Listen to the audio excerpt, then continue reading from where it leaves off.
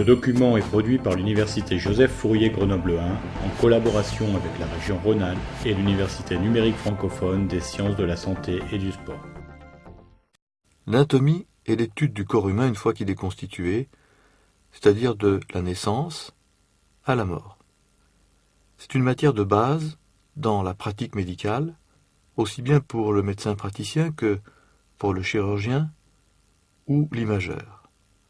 Nous allons, dans ces quelques chapitres d'anatomie, étudier des chapitres sur le squelette et les articulations, d'autres sur les muscles qui animent ces éléments squelettiques, et enfin, il faut étudier aussi les nerfs et les vaisseaux, deux compléments indispensables pour le maintien fonctionnel d'un membre par exemple ou d'un viscère. Nous verrons quelques notions de l'anatomie tridimensionnelle qui est l'anatomie actuelle, tant pour le chirurgien qui va travailler dans le corps humain que pour le radiologue qui peut disposer d'images en 3 dimensions. Actuellement, l'anatomie reste bien sûr relativement stable d'une génération à une autre, mais ce sont les moyens diagnostiques et les moyens d'évaluation fonctionnelle qui nous demandent d'avoir des bases de connaissances anatomiques. Et tout ceci est en fait le besoin d'avoir un vocabulaire commun entre praticiens, mais aussi avec tous les acteurs du système de santé. Dans ce chapitre, nous allons voir les grands constituants des membres, à la fois le squelette, mais également le système articulaire, les différentes formes géométriques du système articulaire, mais aussi les muscles, puis nous terminerons par les vaisseaux.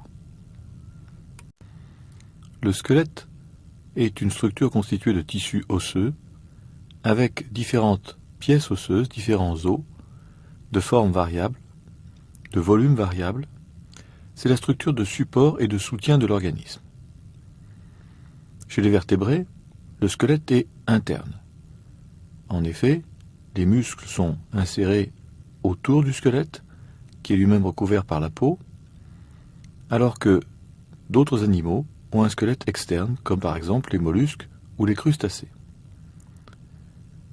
Le fait que le squelette soit interne va permettre un développement plus important, à la fois de l'appareil musculaire qui va permettre d'animer le squelette, mais également un développement plus important du système nerveux. Cette structure de support et de soutien principalement peut devenir un tissu de protection. Tissu de protection particulièrement illustré pour le thorax, avec les côtes qui forment une véritable protection pour des viscères qui sont vitaux, comme le cœur, les poumons. Protection également au niveau de l'extrémité crânienne. L'ensemble du massif osseux crânio-facial protège le système nerveux central, principalement le cerveau à cet étage, mais protège également les organes des sens, en particulier la vue. Le squelette est un tissu, un élément passif et plastique. En effet, le squelette seul ne va pas se mobiliser. Ce sont les muscles insérés sur les pièces squelettiques via une commande nerveuse qui vont permettre les mouvements, volontaires ou involontaires. Le squelette va donc subir les mouvements qui lui sont imposés, mais c'est aussi un tissu plastique. En effet, en permanence, le tissu osseux se détruit et se reconstruit. Cette plasticité va avoir de nombreux intérêts, par exemple pour la réparation d'une fracture. Lorsqu'un os est cassé, eh bien la fracture va consolider, se réparer entre guillemets, parce qu'il y a justement une destruction et une reconstruction qui suit immédiatement. Le tissu osseux est soumis à des forces, à des pressions. Force par l'appareil musculaire, pression ne serait-ce que la pression atmosphérique, la position verticale, les pieds sur le sol, dite la position érigée, impose au squelette des contraintes, en particulier pour les membres inférieurs, mais aussi la colonne vertébrale, le bassin. Ces contraintes mécaniques sont à l'origine d'une partie de la forme du squelette. En effet, s'il y a une forme squelettique qui est génétique, héréditaire, eh bien, l'amplitude de courbure d'un os dépend des forces musculaires qui lui sont appliquées au quotidien. Un individu très sédentaire, sans développement musculaire, aura un squelette moins courbe et surtout moins dense en calcium qu'un individu qui a une activité physique, professionnelle ou sportive. Le tissu osseux, par son aspect passif et plastique, est néanmoins indispensable. Lorsqu'il y a une maladie du tissu osseux, avec par exemple une raréfaction du calcium, eh bien, cette maladie va fragiliser considérablement le squelette. C'est le cas des personnes âgées, en particulier chez les sujets féminins. Globalement, chez l'homme, le squelette est constitué de 208 pièces osseuses, plus des os surnuméraires. 208 pièces osseuses, certaines sont uniques, d'autres sont symétriques entre la droite et la gauche, mais jamais d'une symétrie absolument parfaite. Et le tissu squelettique, l'appareil squelettique peut s'étudier sur deux structures. L'os sec représente la structure osseuse après la mort, lorsqu'il ne reste que la trame calcaire. L'os sec permet d'étudier non seulement la forme, la taille de l'individu, de son vivant, mais permet aussi d'étudier les variations, les modifications des formes squelettiques au cours des millénaires. Bien sûr, en médecine, on travaille surtout sur l'os vivant. L'os vivant, soumis à des maladies, comme par exemple des tumeurs osseuses, mais l'os vivant soumis surtout à la traumatologie, aux accidents, qu'ils soient de la route, du sport ou de loisirs. L'os vivant est dynamique et l'os vivant va être étudié par différents moyens d'imagerie, de la simple radiographie jusqu'à la résonance magnétique nucléaire. L'os va être soumis à de très nombreuses pathologies, très nombreuses maladies, en plus des phénomènes accidentels, par exemple les tumeurs primitives du squelette, mais aussi des tumeurs secondaires qui proviennent d'un viscère qui va envoyer des cellules cancéreuses qui vont se développer dans le squelette. C'est une complication très classique de la maladie cancéreuse. De façon purement morphologique, on fait une classification des os en trois groupes: les os courts, les os plats, les os longs. Les os courts ont pour particularité d'avoir trois côtés, trois dimensions quasiment identiques. Voici l'exemple des os du carpe, du poignet, au niveau de la main droite. Les os plats, quant à eux, ont deux dimensions qui dominent. Par exemple, la hauteur et la largeur, mais l'épaisseur va être très variable, par endroits extrêmement mince. Voici la vue postérieure de l'omoplate ou scapula droite, avec une zone pratiquement plate, qui est en fait concave ventralement pour épouser la convexité du thorax. Eh bien, cette omoplate ou scapula a une grande surface plane que l'on appelle l'écaille de la scapula. Les os plats se trouvent essentiellement au niveau du crâne ou sur la partie proximale, la partie initiale des membres supérieurs aux membres inférieurs. Le troisième groupe, ce sont les os longs. Voici un numérus, l'os du bras entre l'épaule et le coude, un numérus qui est en position de référence anatomique. Une dimension domine, c'est la longueur. On retrouve les os longs de façon très nombreuse dans le squelette, au niveau des membres, bras, avant-bras, région crurale, région jambière, mais également au niveau des doigts, au niveau des pieds, etc.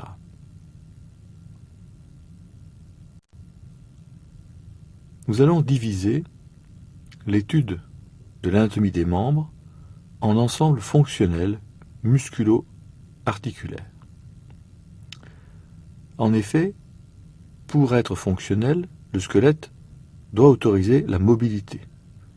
Et une mobilité qui est parfois extrêmement rapide, parfois extrêmement ample, avec des amplitudes de mouvement étonnantes. L'ensemble fonctionnel musculo-articulaire regroupe plusieurs structures et appareils qui sont tous indispensables les uns par rapport aux autres pour permettre le mouvement, pour permettre l'animation de cet ensemble fonctionnel. De façon très schématique et purement théorique.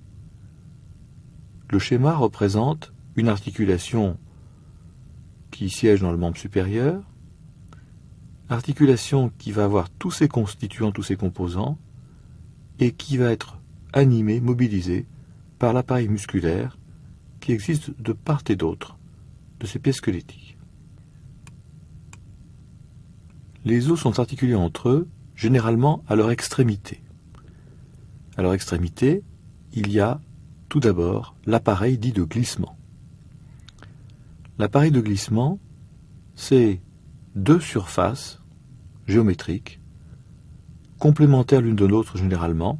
Si l'une face est convexe, l'autre sera concave en face.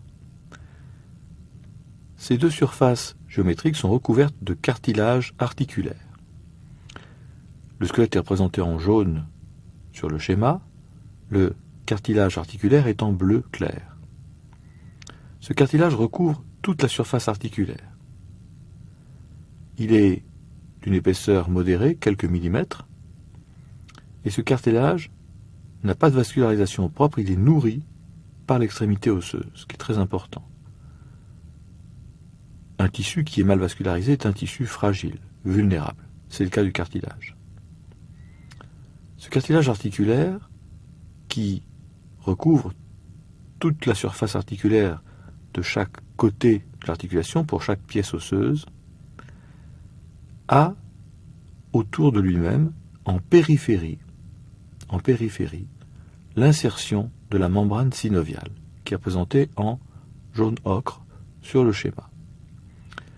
Ce schéma est une coupe, on va dire frontale, qui passe par le milieu de l'articulation, et on imagine ainsi que la membrane synoviale forme un cylindre irrégulier, un manchon, autour des surfaces cartilagineuses qui s'insèrent autour des surfaces cartilagineuses sur chacune des pièces osseuses.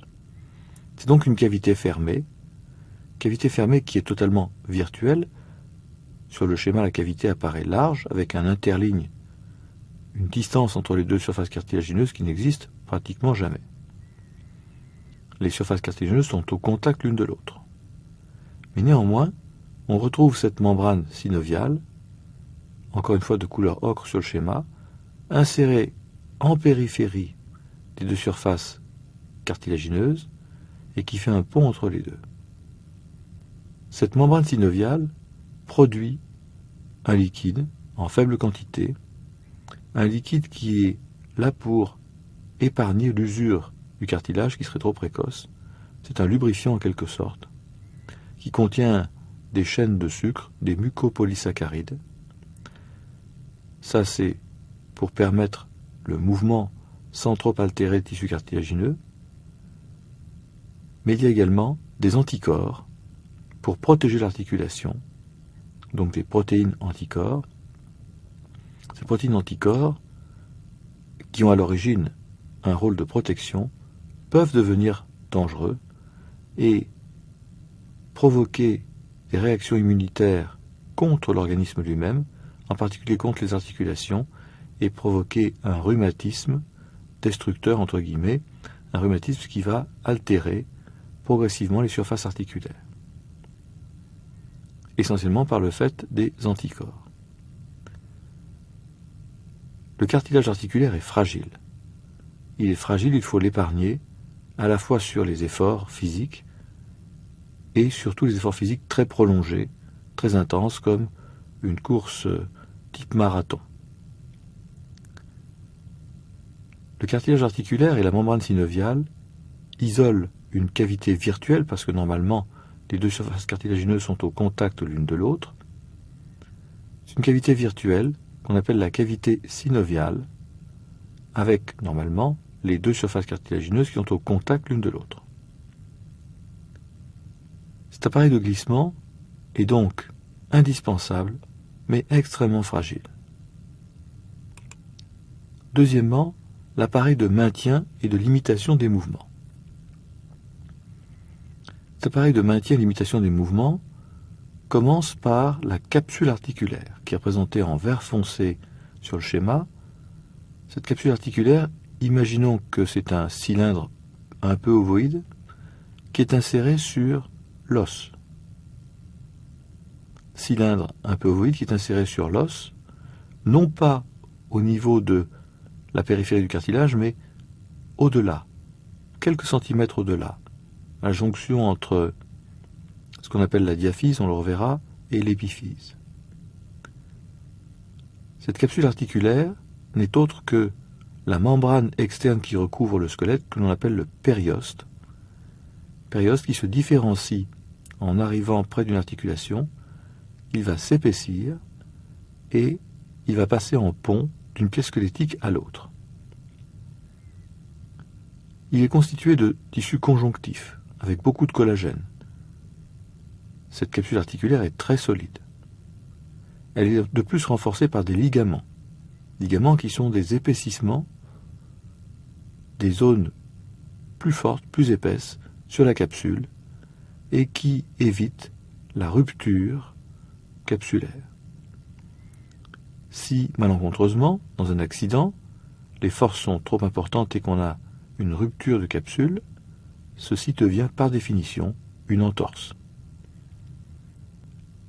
Si les ligaments sont solides, ainsi que la capsule, avec un rôle de maintien incontestable, la capsule articulaire, ce cylindre de couleur verte sur le schéma, est donc très solide, fortement vascularisé, mais on verra qu'il y a également une abondance de réception nerveuse.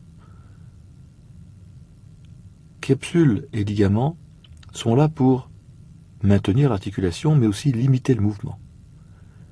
Les ligaments, qui sont des épaississements, sont orientés de telle façon que certains mouvements sont impossibles, et par ailleurs, ils vont limiter l'amplitude. Si une contrainte nous amène au-delà de l'amplitude de mouvement autorisée, eh bien, la tension sur les ligaments et capsules va mettre en jeu les capteurs nerveux qui vont immédiatement informer le cerveau. La membrane synoviale, qui est ici représentée avec un aspect contourné, gaudronné, cette membrane synoviale est très fragile par opposition à la capsule. Elle est fragile et également très vascularisée. Et c'est de cette vascularisation qu'arrivent les anticorps et protéines. Pour donner une note, une application pathologique, eh bien, lorsque l'on a une entorse, ceci correspond à une déchirure de l'appareil de maintien, capsule et ligament, éventuellement déchirure de la synoviale aussi. La luxation, quant à elle, est une perte de contact permanente des deux surfaces articulaires cartilagineuses. Dans l'entorse, c'est l'appareil de maintien qui est blessé, qui est traumatisé. Dans la luxation, eh bien, l'appareil de maintien doit être bien sûr blessé, déchiré, mais les surfaces articulaires ont perdu leur contact normal et habituel. Troisième composant de l'ensemble fonctionnel, c'est l'appareil de mouvement. L'appareil de mouvement, ce sont des muscles, plus ou moins nombreux, très nombreux au niveau de l'épaule, par exemple. L'appareil de mouvement est constitué par des muscles qui sont sur la face ventrale et d'autres muscles sur la face dorsale. Et pour avoir un contrôle du mouvement, un contrôle du geste et être protégé, il faut un équilibre entre la musculature ventrale et la musculature dorsale. C'est un phénomène réflexe qui agit dans ces conditions. Le muscle, qui contient des cellules rétractiles, les muscles s'insèrent de deux façons sur le squelette. Soit, comme le montre le schéma en haut et à droite, une insertion large, une insertion sur presque toute la hauteur de la diaphyse de l'humérus. C'est généralement du côté proximal que se situe ces insertions larges. Alors qu'en distalité, généralement, ce n'est pas du tout une règle intangible, en distalité, au quart distal, le muscle se transforme en un tissu conjonctif, puis devient un tendon qui est plus ou moins plat ou rond, et qui se termine là aussi sur la pièce squelettique, mais suivante.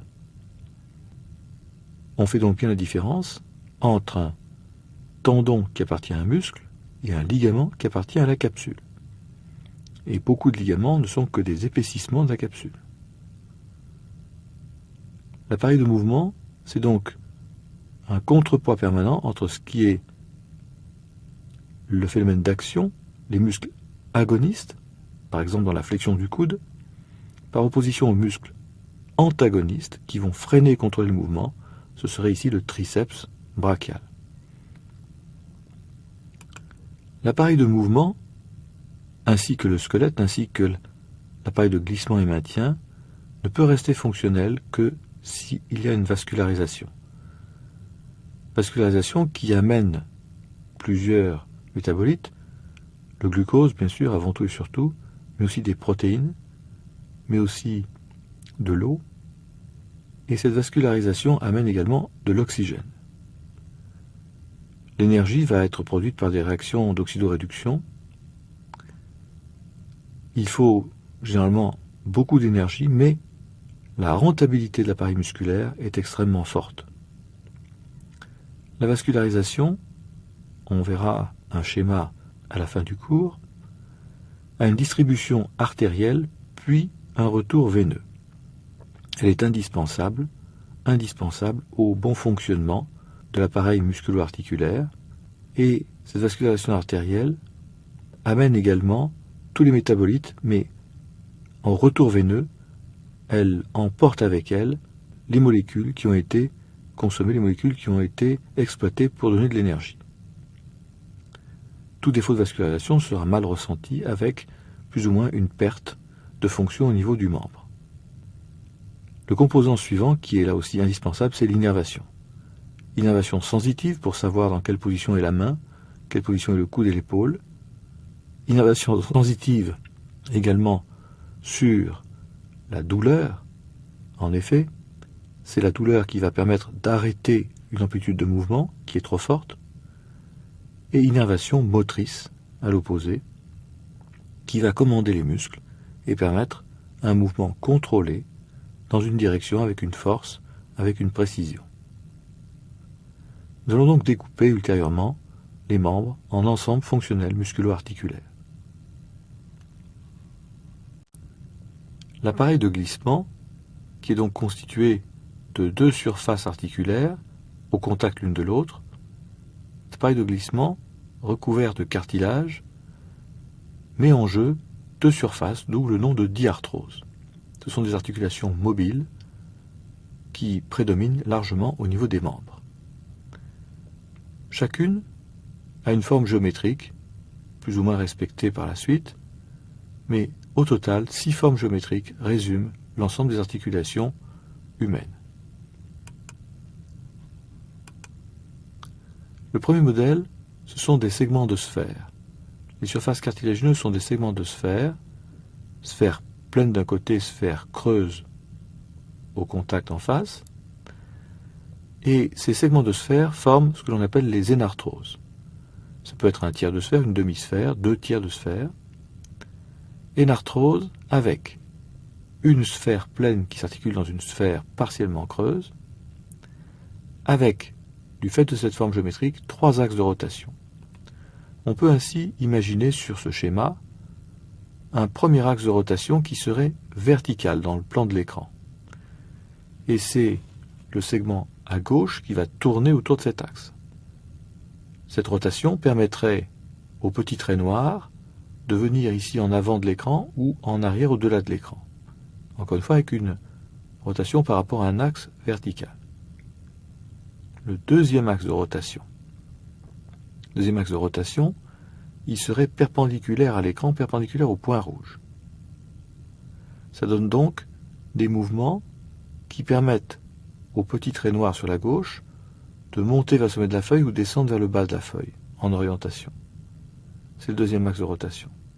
Le troisième, il serait dans le prolongement, dans le plan de l'écran, prolongement horizontal du petit trait noir, avec une rotation autour de celui-ci, c'est-à-dire peu de mouvement finalement, mais qui permet d'orienter la tête de façon très précise, la tête étant la partie de sphère pleine.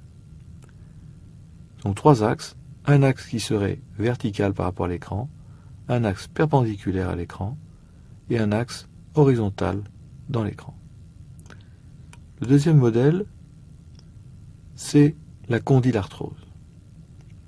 Condylarthrose qui met en présence deux surfaces cartilagineuses qui sont cette fois-ci ovoïdes ou toriques, avec une surface qui est convexe, l'autre en regard qui est concave.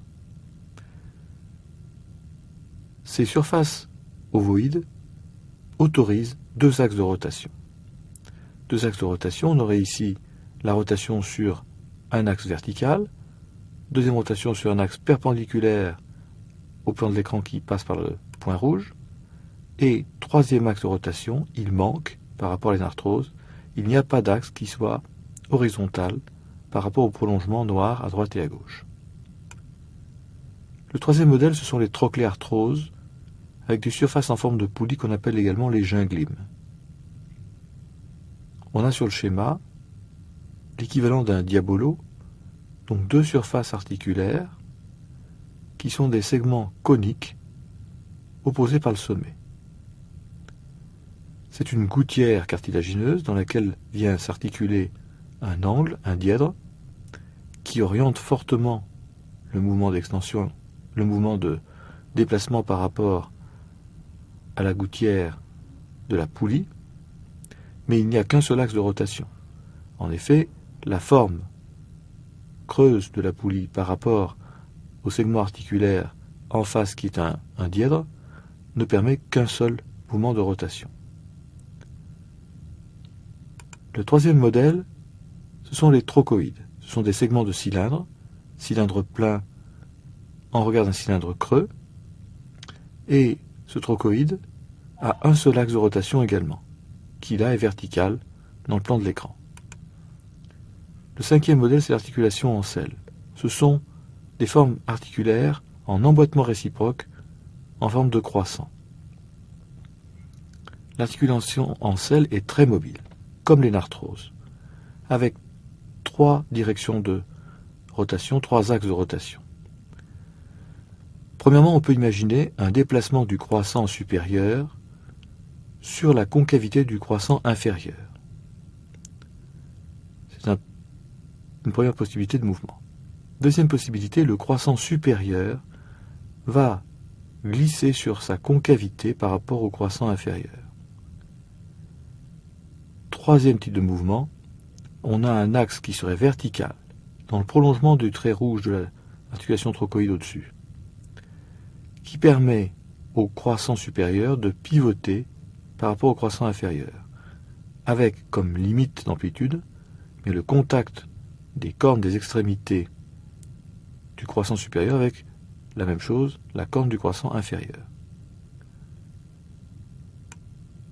Le dernier modèle, l'arthrodie, ce sont des articulations planes, des surfaces planes, très peu mobiles, quelques degrés seulement, articulations planes qui sont surtout présentes au niveau des extrémités, par exemple le pied, l'articulation intermédiaire au niveau du pied, articulation plane qui a un rôle avant tout de stabilité.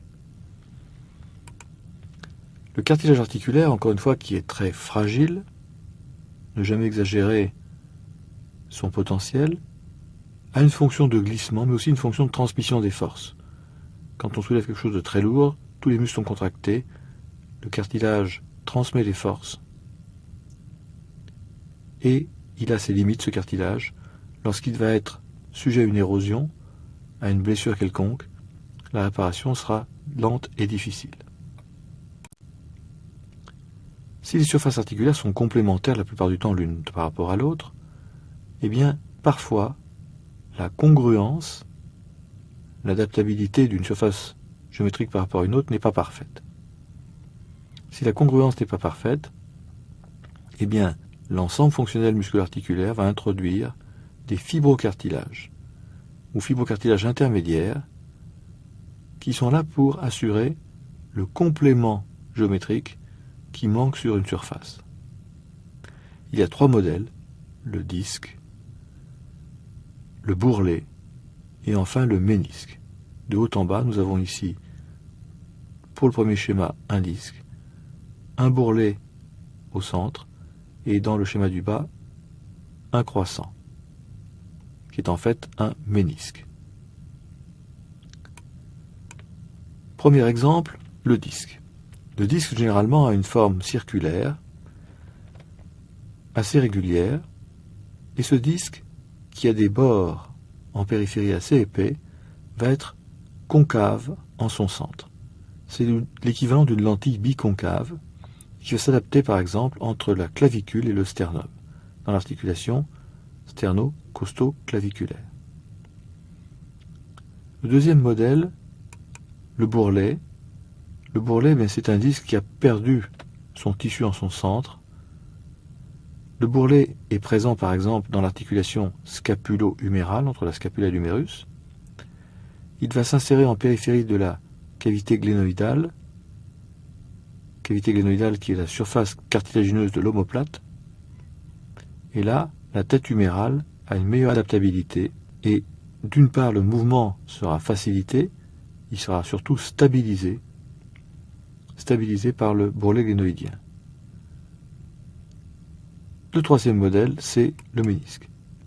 C'est le cas dans l'ensemble fonctionnel du genou, ce sont les plus célèbres, mais ici entre la clavicule et la scapula, ou acromion à ce niveau-là, eh bien, on a dans la capsule et surtout dans la cavité synoviale, tous les disques bourrelets et ménisques sont intrasynoviaux.